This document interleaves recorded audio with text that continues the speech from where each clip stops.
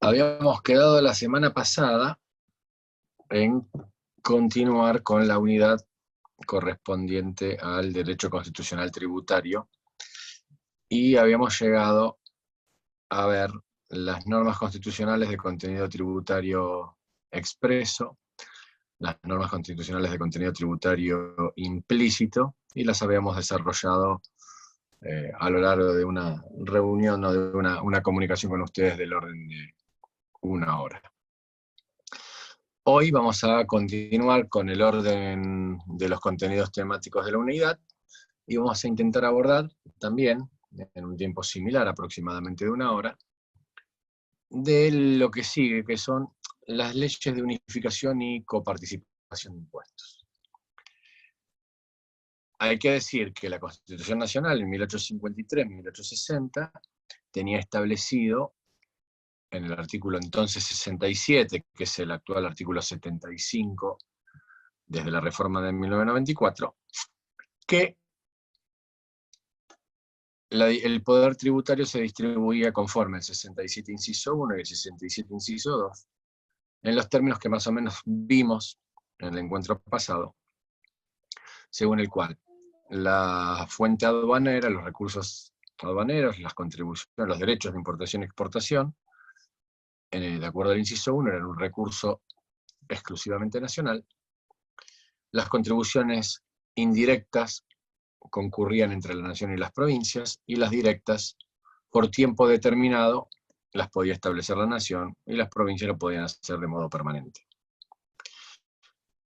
Esto fue así hasta finales del siglo XIX, teniendo en cuenta que si uno estudia un poco los aspectos presupuestarios de la nación argentina en esa segunda mitad del siglo XIX, era bastante embrionario. Este régimen constitucional tenía bastantes particularidades, por ejemplo, que permanentemente la provincia de Entre Ríos salía al auxilio del Tesoro Nacional. Algo no es que no estaba previsto en la Constitución, pero que es parte de la historia. En esto, si quieren, pueden leer un libro de Oslac, o SLACK, La formación del Estado argentino, y les cuenta que durante esos 50 años el país eran 13 provincias, del río Colorado al norte, estaba empezando a tomar forma, la guerra en la Triple Alianza lo definió hacia el norte, la conquista del desierto lo definió hacia el sur, el proceso de federalización de la Ciudad de Buenos Aires, la Ley 1420 de educación. Muchos aspectos le dieron forma al Estado argentino. Desde el punto de vista presupuestario y de su constitución económica, los recursos fundamentales eran los derechos de aduana, siempre de un modo deficitario. Cualquier presupuesto que uno vería a lo largo de esos primeros 40 años, en un 70, en un 80%, el gasto más importante era el gasto militar, ¿no? Si uno lo compara con la actualidad, en la que el gasto más importante es el gasto social, vería cómo mutó, ¿no? La participación del Estado, su composición y si se quiere, su prioridad o sus prioridades, ¿no? Y de la mano de la evolución del Estado moderno en todo el planeta, en el caso nuestro, alguna pista la puede encontrar si uno analizará los presupuestos públicos de esa segunda mitad del siglo XIX. Si tienen algún recuerdo de la historia argentina, algún registro de la historia argentina, sabrán que, bueno, la última década del siglo XIX fue un tanto convulsionada, la revolución del Parque, la revolución del 90, Juárez-Selman, la aparición en la vida política de la Argentina de la Unión Cívica Radical, como un partido antisistema, y para tratar de, entre otras medidas de naturaleza, algunas tributarias y otras no, pero las que nos importan a nosotros, y a los efectos del contexto histórico de esta ley de coparticipación y de su evolución. En 1891, parte de la necesidad de los recursos frente a las crisis económicas se intentaron obtener a través de la creación del Impuesto Nacional Interno, que era un impuesto a determinados consumos específicos. Era un impuesto al consumo, en particular consumos específicos. El alcohol, la cerveza, los fósforos, las velas, los naipes. fue establecido por 3 años, entre 1891 y 1894, y estaba originado en esas facultades dispuestas en el artículo entonces 67, inciso 2. En 1894 se establece una ampliación de este impuesto y una prórroga, ¿no? Avanzó sobre los vinos, sobre las actividades de bancos y compañías de seguros, en el marco de un debate, de una discusión, que para los que nos interesan estas cuestiones es como que es muy conocido, para ustedes tal vez se les presente hoy, y los acompaña el resto de su vida, aunque no quieran, que es el debate Terry-Mantilla. José Terry era el ministro de Hacienda, ¿no? Era, aparte José Terry, académico de esta materia, su manual de Hacienda Pública es una lectura a los que nos interesa esta disciplina, y Manuel Mantilla, que era un diputado por la provincia de Corrientes. En ese debate en el Congreso Nacional triunfa la posición del Poder Ejecutivo, y entonces se aplica este impuesto que sigue existiendo hasta el día de hoy. Este es el famoso impuesto interno. Ustedes hoy lo pagan, ¿no?, sus padres en la telefonía celular, en la adquisición de los aparatos, en el consumo, en la factura, en las pieles, en las joyas, en los metales preciosos, en los autos, por ejemplo, en general, y en los de alta gama en particular. Cuando ustedes ven que parte de la política pública es establecer un impuesto especial a los autos de alta gama, con criterios supuestamente redistributivos, y mal aplicado y mal usado siempre el concepto de solidario. La solidaridad no tiene nada que ver con la tributación, pero sobre esa base se lo defiende. Los impuestos de alta gama tienen un impuesto interno que es el mismo impuesto, ayornado, modernizado y actualizado de 1891. Claro, este impuesto empezaron a usarlo todas las provincias, de modo concurrente con la nación, y se terminó convirtiendo en un mecanismo que se convirtió, valga la redundancia, en un verdadero control fronterizo. Trajo disputas a lo largo de los primeros años del siglo XX, y virtualmente se convierte en un derecho de tránsito de los prohibidos, ya lo vimos en la reunión anterior, y vedados en los artículos 9 a 12 de la Constitución Nacional, nuestra cláusula comercial, y el artículo en aquel entonces era el 108, hoy es el 126. Este conflicto entre la jurisdicción nacional y las jurisdicciones de las provincias llega a la Corte Suprema y lo resuelve en un fallo importante y de lectura para ustedes, que es el fallo Simón Mataldi contra Provincia de Buenos Aires, de 1927, en que la Corte Suprema convalida la concurrencia de fuentes. Creo que yo ya les dije en la reunión anterior, lo repito ahora, que una de las cosas que uno busca en un curso de este tipo es que ustedes rompan algunos mitos. Por ejemplo, si la doble imposición es constitucional o inconstitucional. Y les tiene que quedar en claro que la doble imposición es expresamente constitucional. El hoy 75, inciso 2, lo dice de un modo claro. Corresponde al Congreso 2 puntos, artículo 75, inciso 2, establecer contribuciones indirectas en concurrencia con las provincias. Usa hasta el término, concurrente. Establecer contribuciones directas por tiempo determinado, en determinadas condiciones, ¿no? Punto. Al margen después seguiremos con lo de la coparticipación, que es el punto de la reunión. Lo que estamos diciendo con esto es que la propia Constitución establece la doble imposición. No es inconstitucional. Insisto, en medios de prensa, ustedes leen los artículos, cada vez que se trata de una reforma tributaria, cada vez que se establece un impuesto nuevo, que la presión fiscal aumenta, no está vedado por la Constitución la doble imposición, es más, está expresamente prevista en nuestra Constitución Nacional. Claro, el fallo también pongámoslo en contexto, 1927, pone sobre la mesa que lo que hay que conseguir es que la nación y las provincias convivan en la aplicación de los impuestos sobre las fuentes de las que concurren, de un modo que no entorpezca la actividad económica, que no sea gravoso por demás para los contribuyentes, que no sea poco práctico, que no limite, que no se convierta en una frontera, virtual entre las provincias. Esto genera un proceso matizado, pongámoslo en el contexto histórico. En 1929, la crisis de la bolsa en Estados Unidos, ¿no? El famoso pues, New Deal de Roosevelt, también por esas tierras. El 6 de septiembre de 1930, primer golpe de Estado en la historia argentina, se derroca a Hipólito Yrigoyen, asume el presidente de facto Uriburu, y empieza una época, un periodo que se conoce como la década infame, esos 40 años de la década del 30, donde se van a dar, en lo que a nosotros nos interesa, por ejemplo, como hitos, la sanción del impuesto a las ganancias, a los réditos de 1932, con la ley 11.682, y la ley de procedimiento tributario, que hoy día sigue vigente con el número 11.683, con todas las reformas que se le introdujeron hace casi 90 años.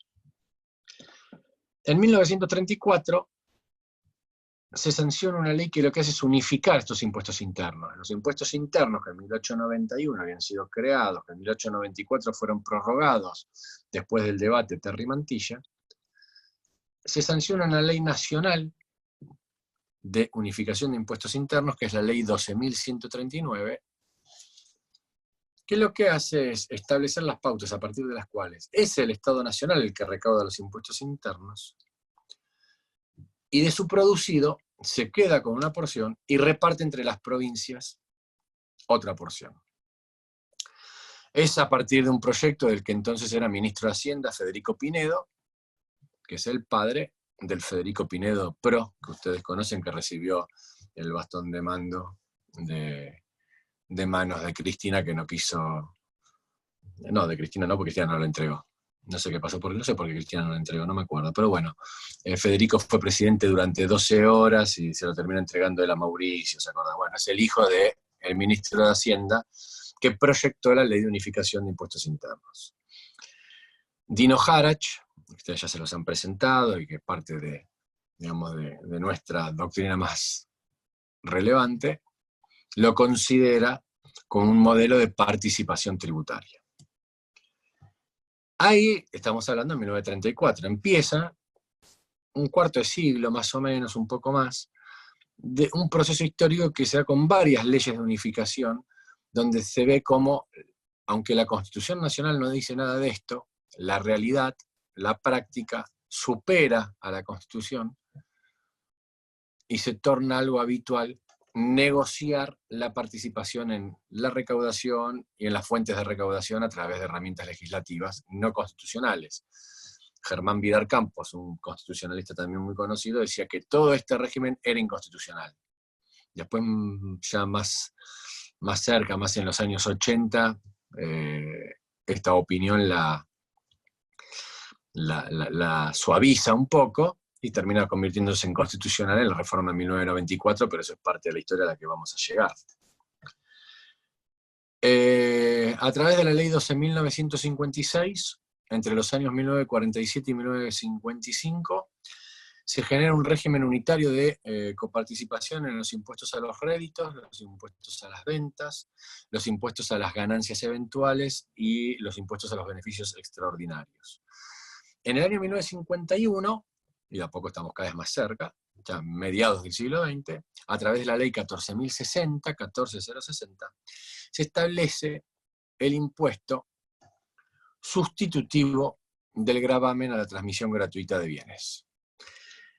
Nosotros vamos a ver, seguramente en la tercera parte de la materia, como uno de los tributos en particular, seguro yo, si se me ocurre invitarlo a que de esto hable en su momento Gaby Ludueña, aunque ya habló con ustedes,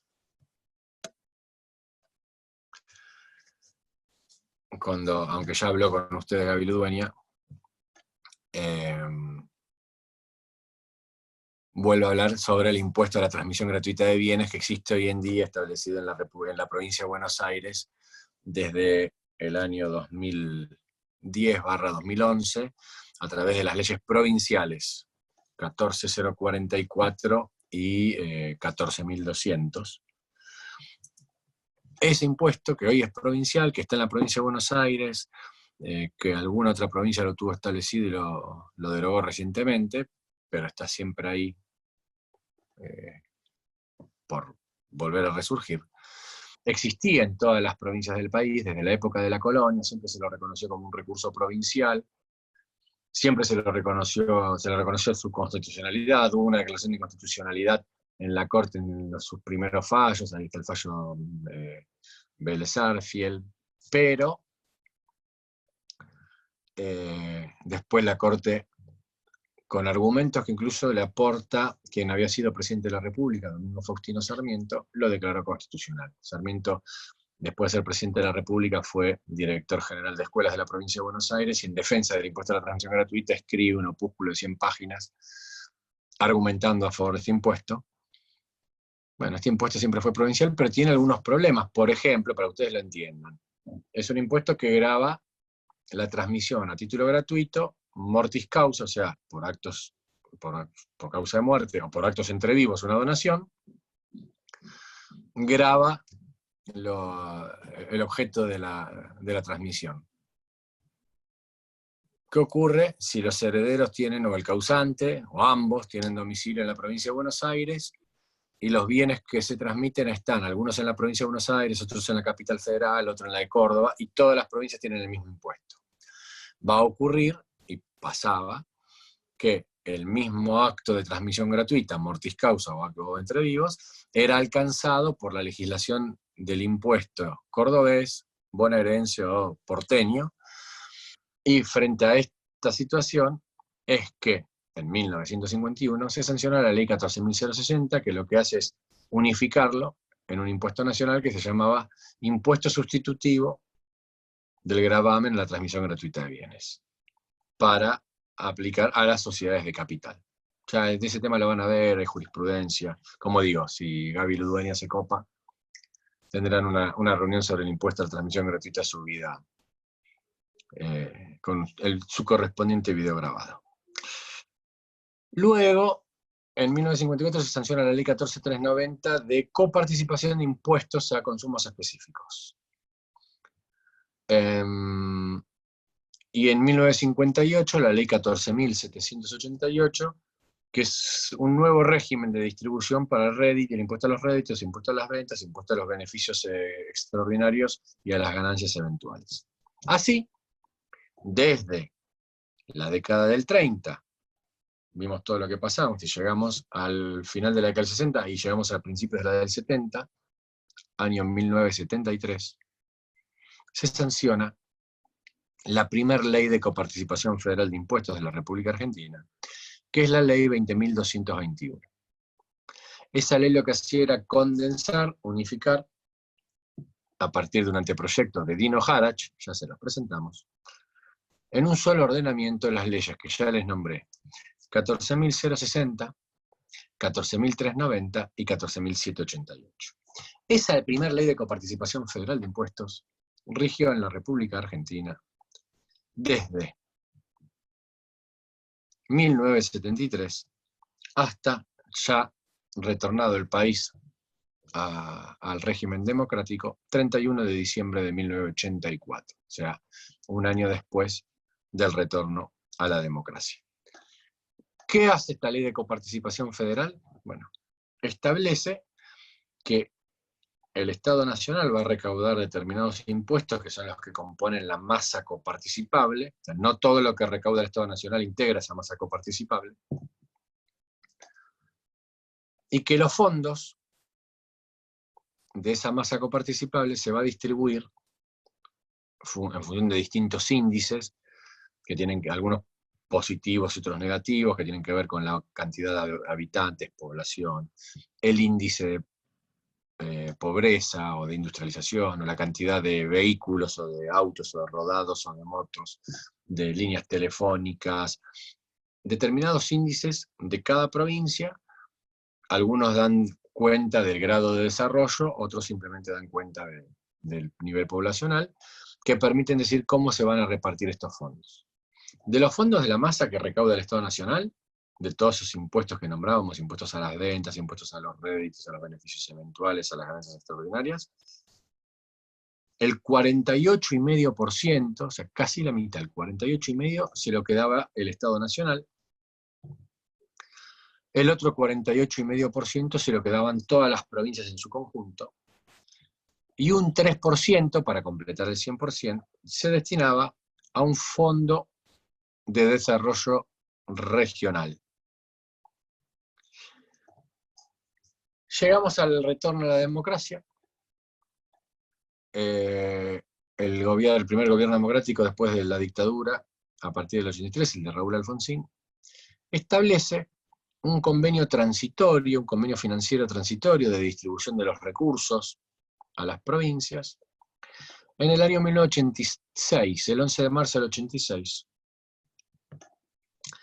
que lo firmó el presidente de entonces, Alfonsín, con los gobernadores, y que se convirtió en ley, que es la actual ley de coparticipación, la 23.548, que es material de lectura para ustedes, obligado, así como les nombramos la Constitución, la ley 11.683 del procedimiento tributario, la ley 23.548 es material de lectura, así como la 24.156 de Administración Financiera del Estado. La vigencia de esta ley 23.548 primero fue establecida por 2 años, a contar del 1 de enero de 1988, se iba a regir por todo el año 88, por todo el año 1989, y después iba a ser objeto supuestamente de renegociación, de modificación. Como se preveía que eso podía ser un tanto dificultoso, de hecho la sanción de esta ley a Alfonsín le costó, tuvo que negociar en particular con el gobernador de la provincia de La Pampa, que era peronista, con el gobernador de San Luis, que eran los Rodríguez Sá, los mismos de ahora, ¿no? Con 40 años menos, no sé, pero los chicos estos que duran y duran y duran y duran de un modo que ponen en duda, duran y duran, ponen en duda, digamos, el fenómeno democrático con alguien que puede estar 40 años en el poder. ¿No? Vieron que esto de la república y tiene que ver con división funcional del poder, federalismo, división territorial, bueno, la división temporal debiera estar también en la Constitución. Nada, los chicos de San Luis fueron algunos de los que se beneficiaron más que proporcionalmente en el reparto de la coparticipación. Esto explica algunas cosas que hasta podemos dar cuenta respecto de la provincia de San Luis, porque no era, antes de la década del 80, lo que es hoy. Era una especie de desierto, con índices de desarrollo más parecidos a los de las provincias como Formosa, Chaco, Santiago del Estero, y hoy es una provincia fuerte porque en relación a la población tiene una capacidad financiera producto de ese acuerdo de 1988. Como no se modificó, se aplicó, por eso tienen que leerlo ustedes, la reconducción que está prevista en la propia ley, el artículo 15 de la ley 23.548, establece expresamente que su vigencia se prorrogará automáticamente ante la inexistencia de un régimen sustitutivo al presente. Es lo que ocurrió, no hubo un régimen que lo sustituya y siguió rigiendo. Es historia probablemente conocida por ustedes, si no, un poco van a tener que conocerla, que 1989 fue el año con índices de hiperinflación que tuvo la Argentina muy complicados. Alfonsín tiene que anticipar, el gobierno nacional tiene que anticipar las elecciones, se celebran en el mes de mayo de 1989, y la entrega del poder al presidente después que lo sucede, que es Menem, se produce, si no me recuerdo mal, el 9 de julio de 1989. La inflación del mes de julio del 89, creo que es la más alta que tuvo la historia argentina en un solo mes, fue del 196,6%, o sea, casi un 200% en un solo mes. O sea, nosotros hoy estamos muy preocupados porque tenemos una inflación alta, que el año pasado fue del 50% y este año andará entre el 50%, de ahí para arriba, no sé, 60, 80, vaya uno a saber. Imagínense en un solo mes una inflación del 200%, algo que vale 1 el 1 de mayo, termina valiendo 3 el 31 de mayo, un dólar que vale, para el de verdad digo, no el de mentira, no el oficial, un dólar que vale 130 pesos el 1 de mayo termina costando 500 pesos el 31 de mayo. Esa era la situación en la que se vivía en la Argentina de 1989.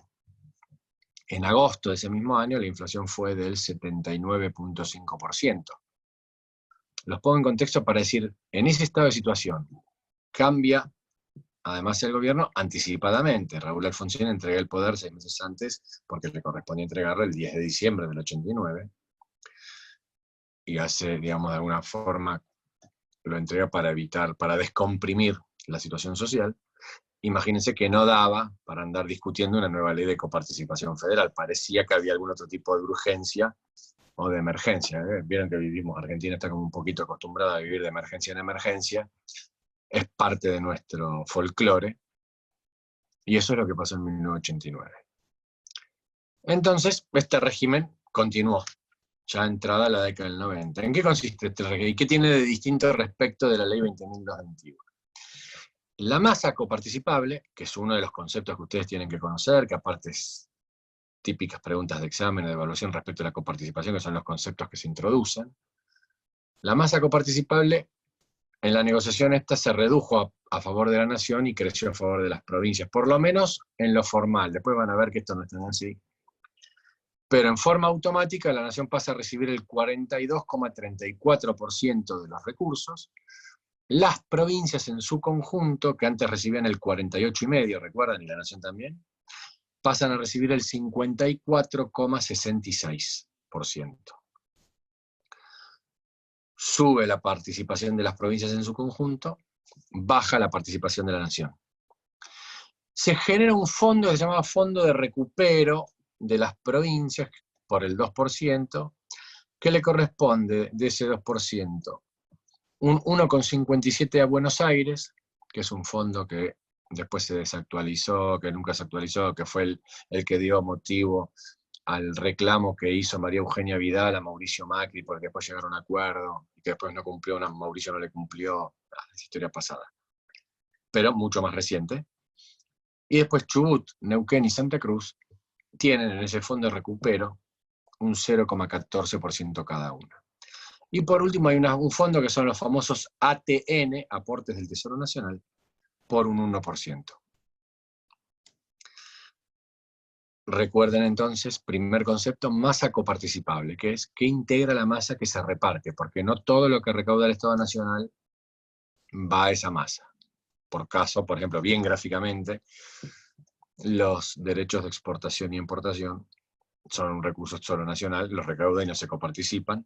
Y si se coparticipan no es por la ley, sino porque alguna vez cuando Cristina tuvo que dar la pelea con el campo en el 2008, también historia que ustedes deberían conocer, Martín Lustó en ese momento era el ministro de Economía de Cristina, y esas cosas raras, porque ahora es senador por Juntos por el Cambio y está en contra de Cristina, o sea, no sé, Martín Lustó que mide encima para el grupo, para Juntos por el Cambio, mide como que podría ser candidato a presidente en 2023, el tipo fue ministro de Economía de Cristina, había sido como un niño estrella, y se mandó una cagada enorme con las retenciones al campo móviles, la famosa resolución 125 del 2008, que hacía que las exportaciones de productos, soja, el yuyo verde que decía Cristina, recién asumida como presidenta, tuvieran alícuotas que pueden llegar hasta el 56% si la soja iba a valer más de $600 la tonelada. Eso trajo aparejadas causas donde medidas cautelares, jueces federales de la zona sojera de Santa Fe, de Córdoba, de Buenos Aires, otorgaron cautelares a favor de los contribuyentes, diciendo que podía ser confiscatorio si el fin era de recaudar, ¿no? Y de repente decían que no era para recaudar, era para garantizar el consumo interno de carne, por ejemplo, hasta que Néstor piró y dijo, no, en realidad esto es porque si no le podemos pagar a los jubilados, y ahí entonces, y aparte lo hicieron con una resolución. Nosotros les estamos enseñando a ustedes, y en la reunión que viene vamos a ver los principios constitucionales, vamos a ver el principio de legalidad, del que ustedes ya vieron algo seguro, porque cuando vieron con Marcelo, creo, el concepto de tributo, habrán visto que tributo es la prestación pecuniaria coactiva originada en ley. El principio de legalidad en materia tributaria lo saben todos, lo aprenden ustedes acá, hasta de modo virtual, y Martín no lo sabía. Se le chispoteó, nadie lo asesoró, o se sienten impunes. Cristina le echa la culpa a Martín, Martín le echa la culpa a Moreno, Moreno le echa la culpa a Martín, El tema es que terminamos con la famosa noche en la que el voto no positivo de Cobos, que ¿qué era? Era tratar de ratificar la resolución 125 para darle el paraguas de legalidad que no tuvo. Todo esto se estoy contando en relación a que son tributos no coparticipables, pero que Cristina, después de todo eso, generó el fondo Soja. Que hizo fue repartirlos con los índices de la coparticipación. ¿Pero qué genera esto? Que vos estás a tiro de decreto, o sea, si con un decreto te doy y te reparto, con un decreto te lo saco. Que de hecho es lo que hizo después, más adelante, Mauricio. Si esto está en una ley, tenés que modificarlo por una ley. Y si está en una ley de coparticipación, tenés que modificarlo en una ley de coparticipación. No es un recurso coparticipable. Todo esto para que aparte recuerden el concepto de masa coparticipable. Otros conceptos importantes de la ley 23.548 que ustedes deben administrar razonablemente. Hay en el artículo 7 establecido, una cláusula de garantía. ¿Por qué? Porque pasa esto de que el Estado Nacional se las ingenia para que los numeritos estos que dimos antes del 54,66 y del 42 y pico por ciento crezcan a favor de la nación y se reduzcan a favor de las provincias. Muy recomendable, un librito de Juan José Liach que se llama Federales y Unitarios en el siglo XXI y explica cómo el Estado Nacional siempre, y en particular en los 12 años de kirchnerismo ocurrió, redujo la masa coparticipable en favor de las provincias. A Mauricio le podemos criticar un montón de cosas, pues su gobierno fue un desastre, francamente fue un desastre, pero hay que reconocerle que a las provincias les devolvió bastante de los recursos que habían perdido a lo largo de... Incluso habrá sido bastante ingenuo, porque lo devolvió y políticamente hablando no obtuvo ningún rédito y no lo hizo de bueno. Todos sabemos que nadie que llega a ser presidente es bueno. Las funciones del Banco de Nación Argentina es otra de las características que establece concretamente la Ley de Coparticipación 23.548. Los fondos coparticipados van a ser transferidos a través del Banco de la Nación Argentina en forma automática a cada provincia, en forma diaria y en forma gratuita. Esta es una garantía de que el Poder Ejecutivo Nacional no va a manipular los recursos que son de las provincias. Y esto hace que el Banco Nación Argentina tenga establecida una cuenta del Estado Nacional, una cuenta por cada provincia, una cuenta de la Ciudad de Buenos Aires, y cuando recibe los fondos objeto de coparticipación, que se los transfieren después de que los ha recaudado de la FIP, los distribuya con los coeficientes que le corresponde a cada jurisdicción, y lo hace en forma automática, en forma diaria y en forma gratuita. O sea, no hay gastos de mantenimiento de cuenta. ¿Vieron todo lo que pagamos todos los mortales? Bueno, acá no se paga. Es diario, gratuito y automático. ¿Qué integran esta masa coparticipable? Bueno, hay tributos nacionales que la integran en determinadas proporciones. El impuesto a las ganancias, el impuesto al valor agregado. Los impuestos que van a estar fuera de la distribución son los derechos de importación y exportación. Algunos que tienen una asignación específica, algunos que tienen otros regímenes especiales, como por ejemplo el impuesto a la transferencia de combustibles. Y no los van a integrar, dice la propia ley, a aquellos tributos nacionales que en el futuro tengan una asignación específica. Es muy gráfico, y esto no se los puse ahora, me di cuenta que se los podría haber puesto, no se los puse en las diapositivas o en el PowerPoint que les suministramos, pero googleenlo, porque sale enseguida. El laberinto de la coparticipación federal. Es más, ese laberinto se institucionalizó tanto que si vos entras en la página web de la Comisión Federal de Impuestos, que es el organismo autoridad de aplicación de esta ley, tenés este laberinto actualizado año tras año, que es un verdadero laberinto gráfico que muestra lo complejo que es cómo se distribuyen los recursos a través de la ley de coparticipación entre la nación y las provincias, cómo se genera la masa coparticipable y cómo lo que se genera es la distribución primaria y la distribución secundaria, conceptos que también ustedes tienen que saber Típica pregunta de examen, después no me digan que no se los dije. La distribución primaria es la que hace la nación con sus provincias. O sea, del 100% de lo que se recaudó de masa coparticipable, la nación se queda con ese 42 y pico por ciento y traslada a las provincias el 54,66. Eso es distribución primaria.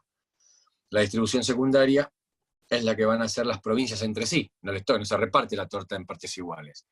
Buenos Aires recibe más que Jujuy, que Santiago del Estero, que Chaco.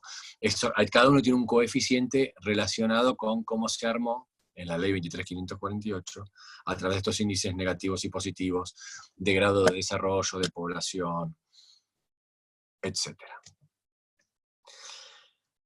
Después de esta ley 23.548, y que rige hasta nuestros días, y ahora vamos a ver por qué, hubieron en la Argentina un par de pactos con muy poca suerte.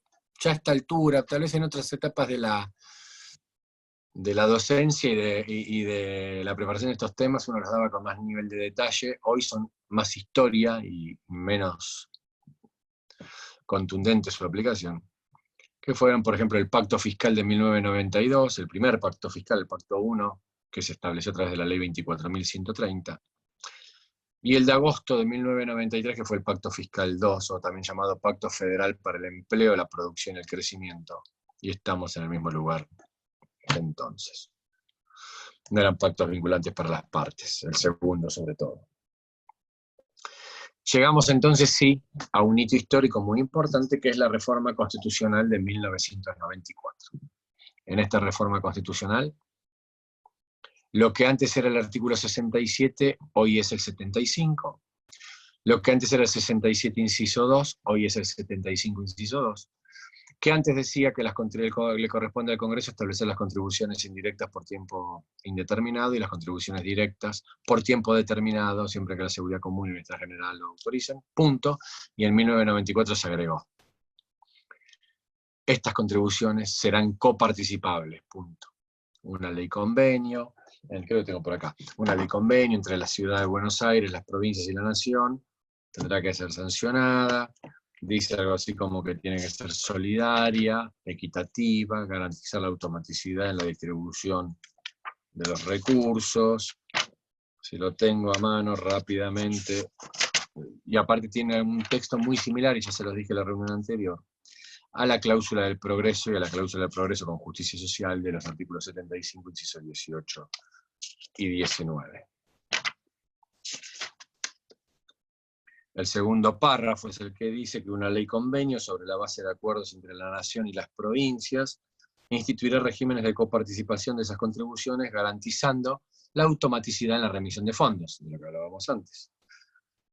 El tercer párrafo es el que establece el criterio de reparto, la distribución entre la Nación, las provincias y la Ciudad de Buenos Aires, y entre estas es la distribución secundaria, se efectuará en relación directa a las competencias, servicios y funciones de cada una de ellas, contemplando criterios objetivos de reparto. Será equitativa, solidaria y dará prioridad a un logro de un grado equivalente de desarrollo, calidad de vida e igualdad de oportunidades en todo el territorio nacional. El cuarto párrafo establece que la ley en convenio tendrá como cámara de origen al Senado y tiene que ser sancionada por una mayoría absoluta de la totalidad de los miembros de la Cámara.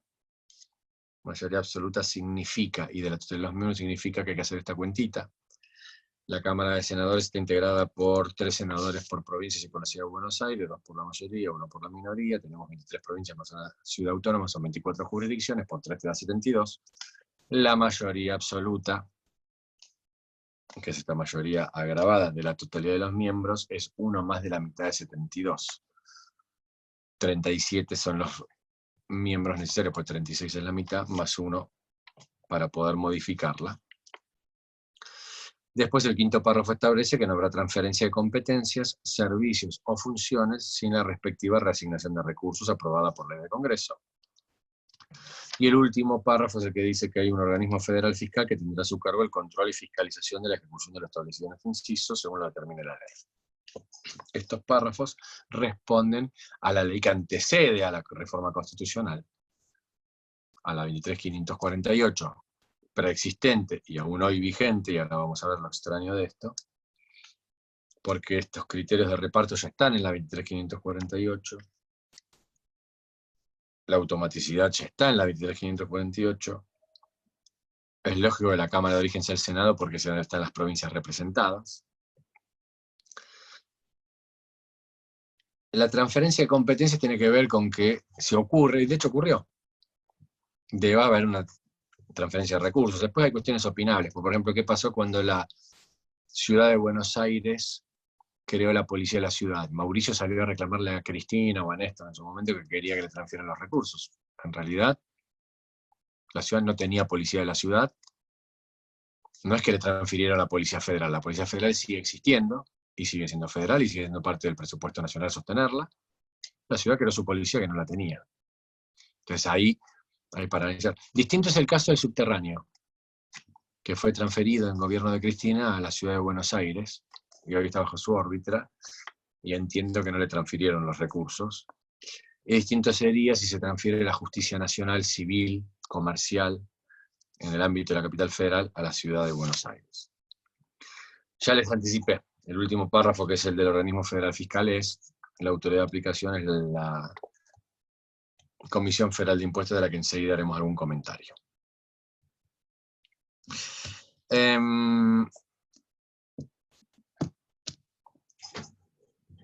La Ciudad de Buenos Aires incorpora este régimen expresamente en la reforma de 1994,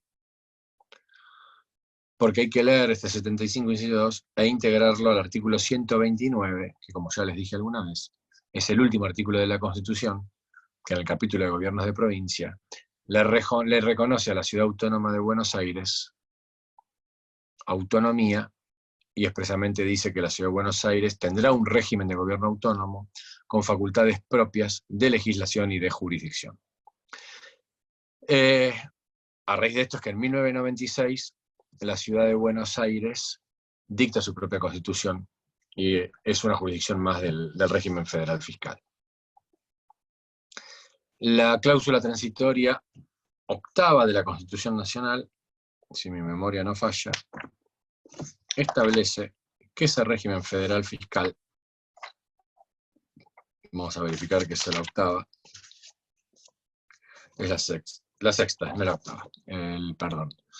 La cláusula transitoria sexta establece que ese régimen federal fiscal tenía que ser sancionado, o sea, había que dar una nueva ley de coparticipación, antes del 31 de diciembre de 1996. Lo dice más o menos así: un régimen de coparticipación conforme al artículo 75, inciso 2, y la reglamentación del organismo federal fiscal serán establecidos antes de finalizar el año 1996. En el año 94, y bueno, nos vamos a dar 2 añitos para trabajarlo y hacerlo. La distribución de competencias, servicios y funciones no podrá modificarse sin la aprobación de la provincia interesada, tampoco podrá modificarse en desmedro de las provincias la distribución de recursos vigente en la sanción de esta reforma.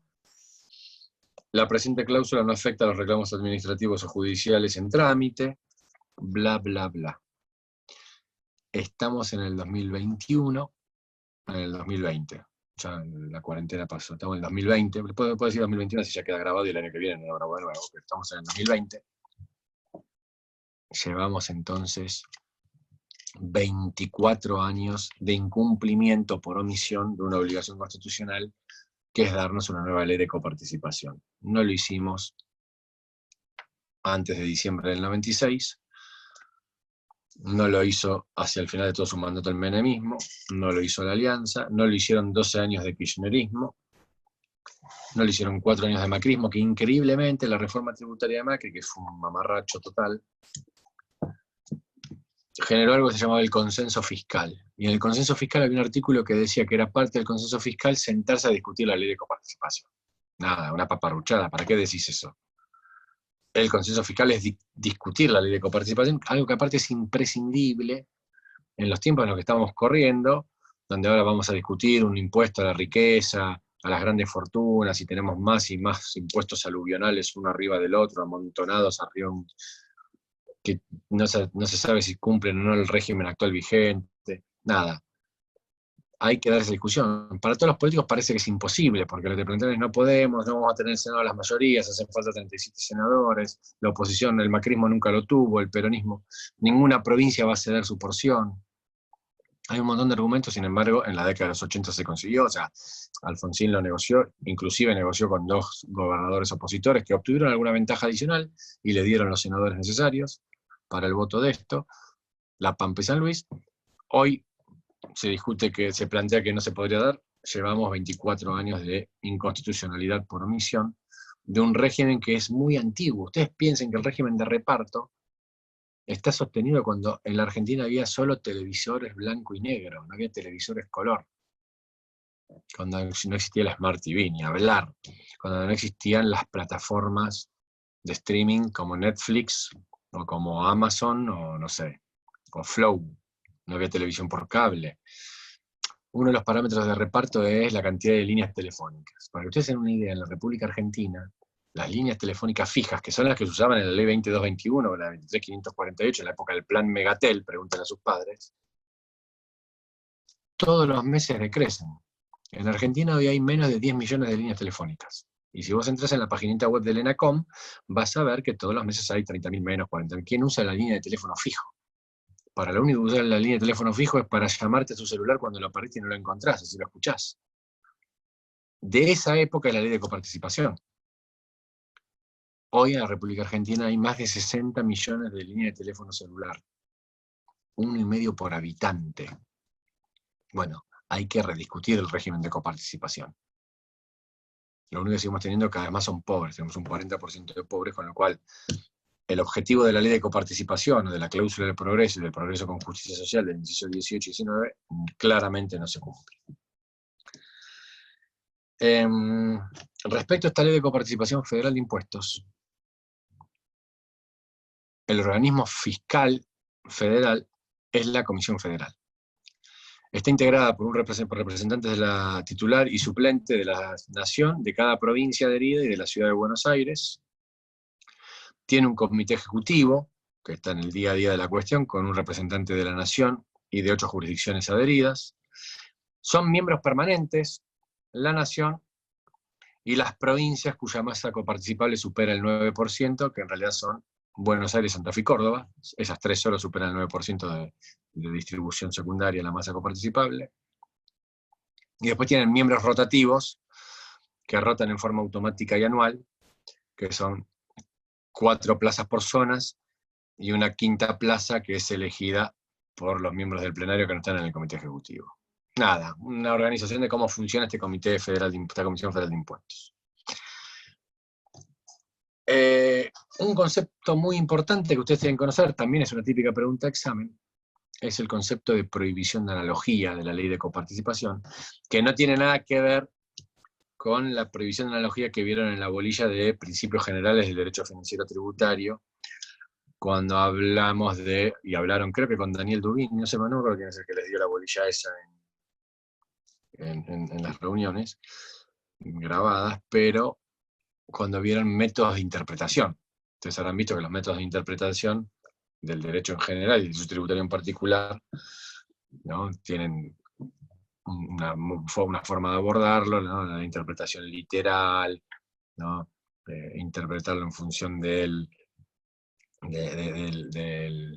objeto de la norma, la auténtica, que es la interpretación auténtica, que es la que va a decirte el fisco nacional, que es la que hace, y que lo que uno no puede hacer es tener criterios a priorísticos, o sea, no existe esto del indubio pro contribuyente o el indubio pro fisco, y no puedo interpretar aspectos del derecho sustantivo como un hecho imponible a través de lo que se conoce como interpretación analógica. O sea, si es parecido, entonces cabe el hecho imponible o es hecho imponible. Bueno, esto ahí aplica el mismo concepto que en el derecho penal, hecho punible o hecho imponible, no aplica la analogía.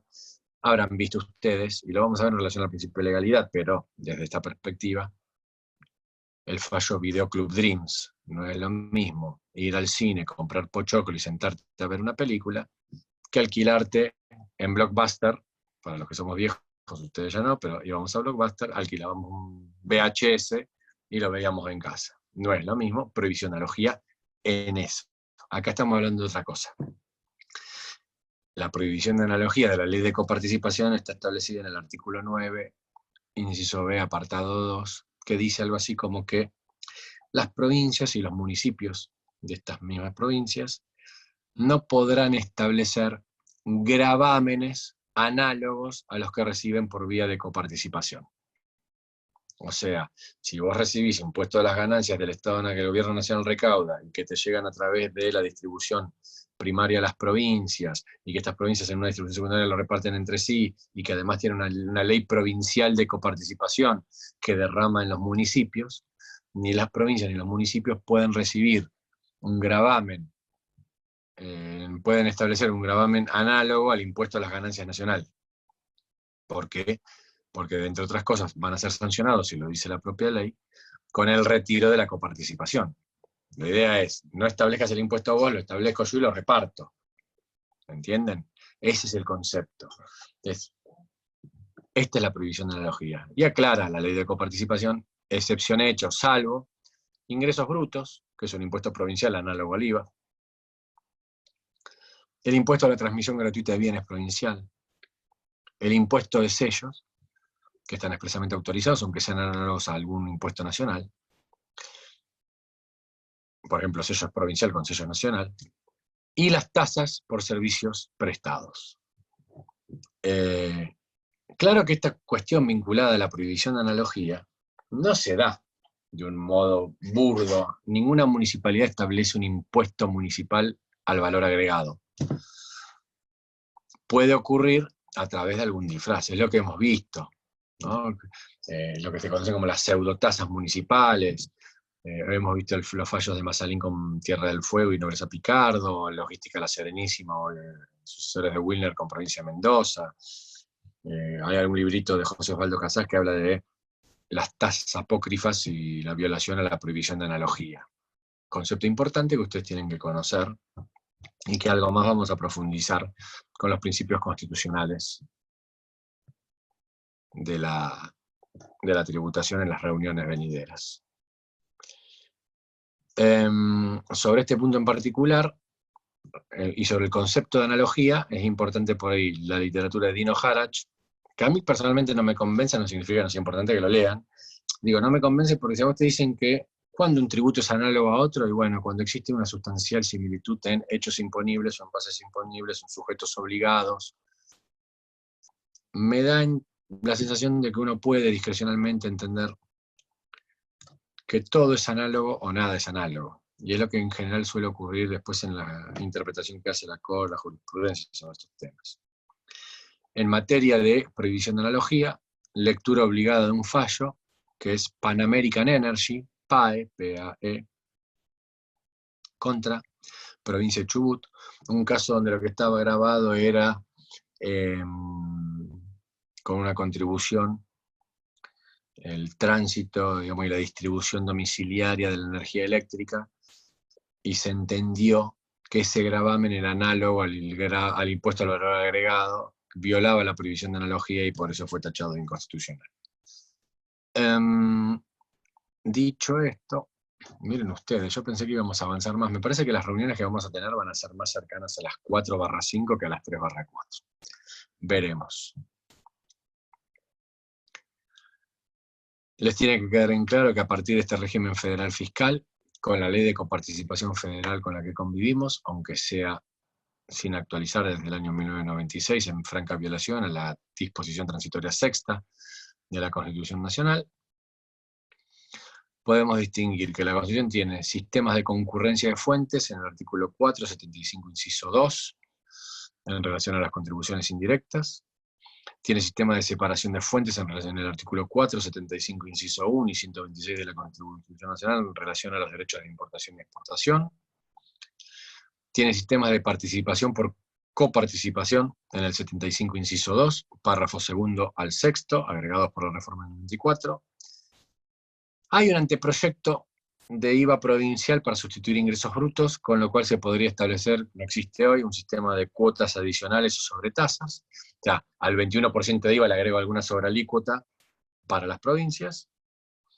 Y los sistemas de asignaciones globales, o condicionadas están previstos en el 75, inciso 3, inciso 9. Así, el Gobierno Nacional recibe las rentas aduaneras en forma exclusiva y permanente por el 75, inciso 1, 126 y el 4.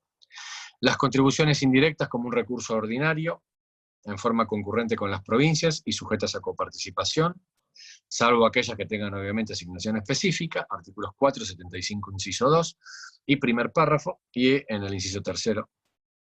Las contribuciones directas, como un recurso extraordinario, aunque es una mentira porque van a cumplir 100 años el impuesto a las ganancias, solo por tiempo determinado, y siempre que la defensa, la seguridad común y el bien general del Estado lo exijan, en forma concurrente con las provincias y sujetas a coparticipación, salvo las que tengan afectación específica, artículos 4, 75, inciso 2, primer párrafo e inciso 3.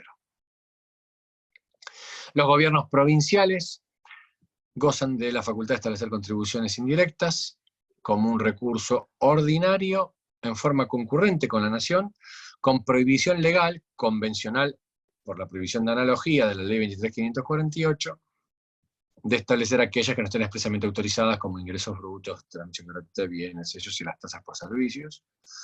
Contribuciones directas como un recurso ordinario, salvo la concurrencia transitoria, con ejercicio de facultades del 75, inciso 2, primer párrafo, con la prohibición legal de analogía de la 23.548. Con esto, en 56 minutos y 40 segundos, llegué a darles solamente la ley de coparticipación federal. Prometo que tenía toda la intención de darles también poder tributario municipal, pero como es un tema encima que me gusta mucho, y que por ahí me extiendo, más de lo que otro colega se extendería, indebidamente y obviamente haciendo yo mea culpa, vamos a llegar hasta acá en esta reunión, y vamos a seguir luego con poder tributario municipal, que tal vez sea una reunión más corta, aunque no la hagamos de una hora, sea de media hora, 40 minutos, pero también creo que se la estaré en modo separado para que ustedes tengan compartimentos distintos. Y después abordaremos las bases constitucionales de la tributación, el principio de legalidad y los otros principios. Y por último, la tutela judicial efectiva. Nuevamente, gracias por acompañar y nos seguimos viendo en la próxima reunión.